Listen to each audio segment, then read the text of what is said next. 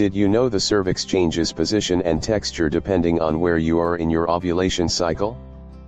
Feeling your cervix can help you determine whether or not you are ovulating, and it's a great way to better understand your reproductive system. There's no special equipment needed to feel your cervix. See Step 1 for guidance. 1. Know where your cervix is located.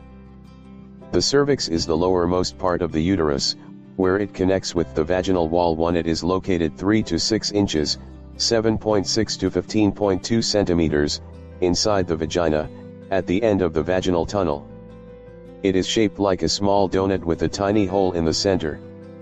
The position and texture of the cervix change throughout the ovulation cycle.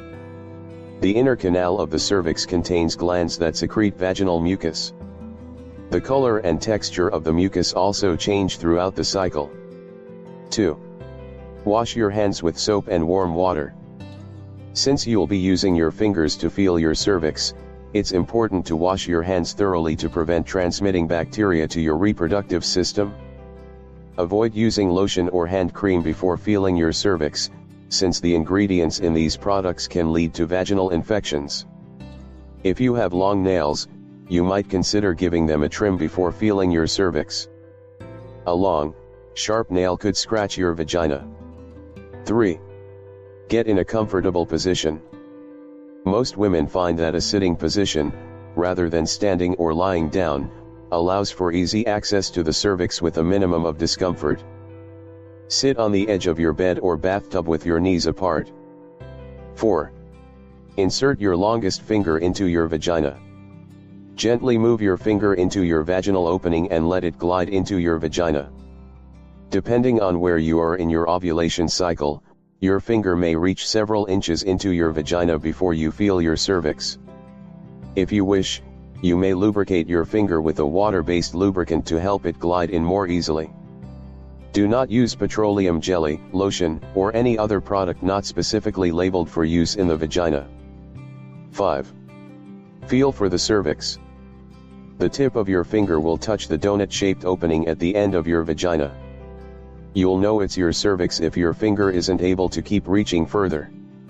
The cervix may be soft, like pursed lips, or firm, like the tip of your nose, depending on whether or not you are ovulating. 6.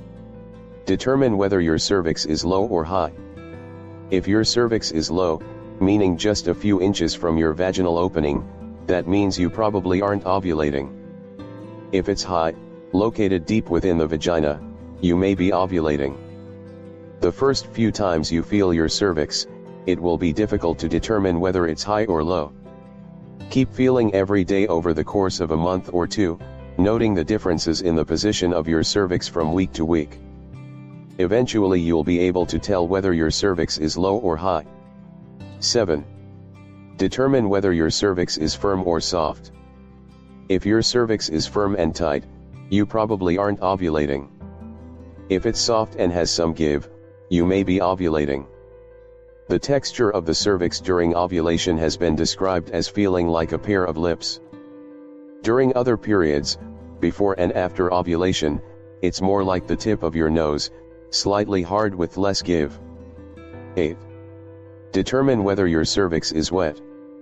During ovulation, the cervix will feel very wet with fluids, and you'll likely have an increased amount of vaginal discharge. After ovulation, the cervix will feel drier until menstruation occurs. 9. Use other methods to verify whether you're ovulating. In addition to feeling your cervix, monitoring your cervical fluids and recording your basal temperature can help you figure out when you're ovulating. This combination of tracking methods is called fertility awareness, and done correctly, it's an effective way to determine when you are fertile. Just before and during ovulation, your vaginal fluid will become heavy and slippery. When ovulation occurs, your basal temperature will rise slightly. It's necessary to take your temperature using a basal thermometer every morning so that you catch the rise in temperature. If you liked the video, please subscribe. Thank you and stay well.